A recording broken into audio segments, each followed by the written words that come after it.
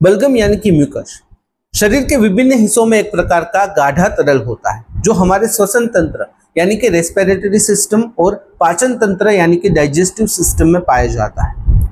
यह आमतौर पर रक्षा तंत्र के रूप में काम करता है, लेकिन कभी कभी अत्यधिक बलगम का निर्माण शरीर के अंदर विभिन्न समस्याओं को सूचित कर सकता है। यहाँ हम शरीर में बलगम बनने के 10 प्रमुख कारणों को विस्तार से समझेंगे।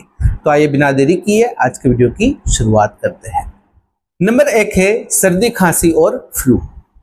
सर्दी, खांसी और फ्लू के दौरान वायरस और बैक्टीरिया हमारे श्वसन तंत्र पर हमला करते हैं, जिससे शरीर में अत्यधिक बलगम का निर्माण होता है। शरीर वायरस या बैक्टीरिया से लड़ने के लिए अतिरिक्त बलगम का निर्माण करता है। यह बलगम गले में जम जाता है, जिससे खांसी और गले में खराश होती है। अगर लक्षणों की बात करें तो जुकाम, नाक बहना, गले में खराश, खांसी इत्यादि सिम्टम्स दिखाई दे सकते हैं। दूसरा कारण है एलर्जी। एलर्जी के कारण भी शरीर में बलगम का निर्माण हो सकता है। जब हम किसी भी प्रकार के एलर्जन जैसे कि धूल, परागरज, पालतू जानवर के डिंडस इत्यादि के संपर्क में आते हैं तो शरीर रक्षा तंत्र के रूप में अतिरिक्त बलगम का निर्माण करता है। एलर्जी के कारण नाक में सूजन और बलगम जमा हो सकता है, जिससे सांस लेने में दिक्कत तक भी हो सकती है। अगर लक्षणों की बात करें तो नाक में प्रॉब्लम होना, नाक बंद हो जाना, सांस अच्छे से नहीं ले पाना, खांसी, आंखों में जलन, खुजली आना, इस प्रकार के सिम्टम्स भी साथ में दिखाई दे सकते हैं। तीसरा कारण है स्मोकिंग यानी कि धूम्रपान करना। स्मोकिंग से भी शरीर में बलगम का निर्माण होता है। धूम्रपान से श्वसन तंत्र पर दबाव पड़ता है, जिससे लंग्स में सूजन आ जाती है और बलगम उत्पादन बढ़ जाता है। यह बलगम सामान्य रूप से शरीर से बाहर नहीं निकल पाता और इसके कारण श्वसन संबंधित समस्या उत्पन्न हो सकती है। अगर लक्षणों की बात करें तो गहरे रंग का बलगम, खांसी, सांस लेने में परेशानी, इस प्रकार के सिम्टम्स साथ में दिखाई दे सकते हैं। चौथा कारण है मौसमी बदलाव यानी कि सीजनल चेंजेस। मौसमी बदलाव जैसे कि गर्मी से सर्दी में परिवर्तन शरीर में बलगम का उत्पादन बढ़ा सकते हैं, उसे प्रभावित कर सकते हैं। सर्दी के मौसम में आमतौर पर अधिक बलगम बनता है। यह शरीर की प्राकृतिक प्रतिक्रिया हो सकती है जब वातावरण में नमी और तापमान में बदलाव होता है। अगर लक्षणों की बात करें तो साथ में नाक बहना, गला खराब हो जाना, गले में खराश होना, जलन जैसा महसूस होना, खांसी होना, इस प्रकार के सिम्टम्स भी दिखाई दे सकते हैं। नंबर 5 है साइनस संक्रमण यानी कि साइनस इन्फेक्शन, साइनसाइटिस, साइनस का संक्रमण।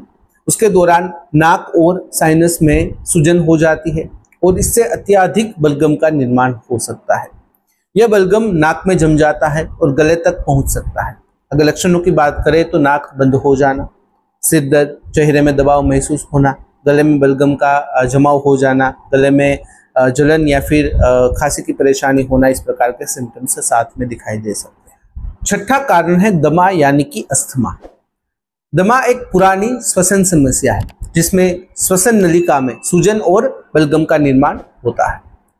अस्थमा अटैक के दौरान श्वसन नलिकाओं में संकुचन हो जाता है, जिससे बलगम का उत्पादन बढ़ सकता है, जिससे सांस लेने में कठिनाइयां हो सकती है। अगर लक्षणों की बात करें तो खांसी, गड़गड़ाहट, सांस लेने में कठिनाई, सीने में दबाव, इस प्रकार के सिम्टम्स दिखाई दे सकते हैं। नंबर 7 है वातावरणीय प्रदूषण यानी कि एनवायरमेंटल पोल्यूशन।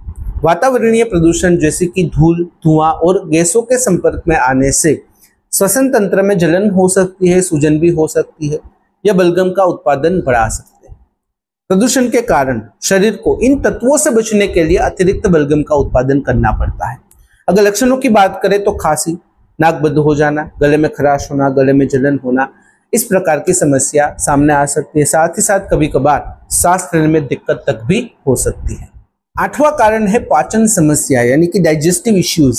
कुछ पाचन संबंधित समस्या जैसे कि GERD, गैस्ट्रोएसोफेगल रिफ्लक्स डिजीज और अल्सर भी बलगम के निर्माण का कारण बन सकते हैं। जब पेट का एसिड गले में वापस आ जाता है तो फिर यह गले में जलन और बलगम का उत्पादन बढ़ा सकते हैं।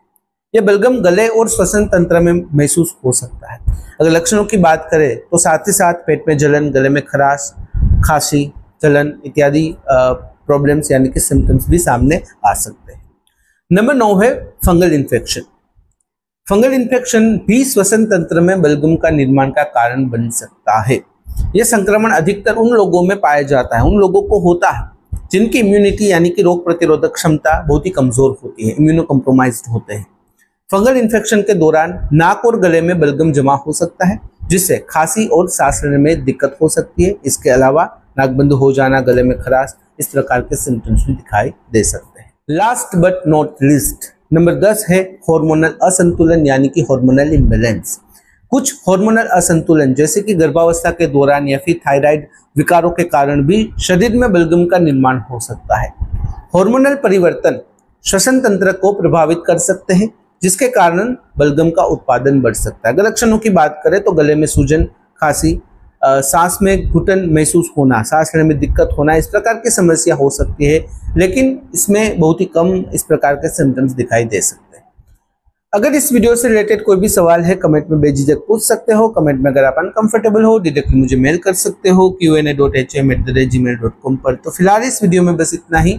आज का वीडियो ध्यान से देखने और सुनने के लिए आपका धन्यवाद। जय हिंद, जय भारत।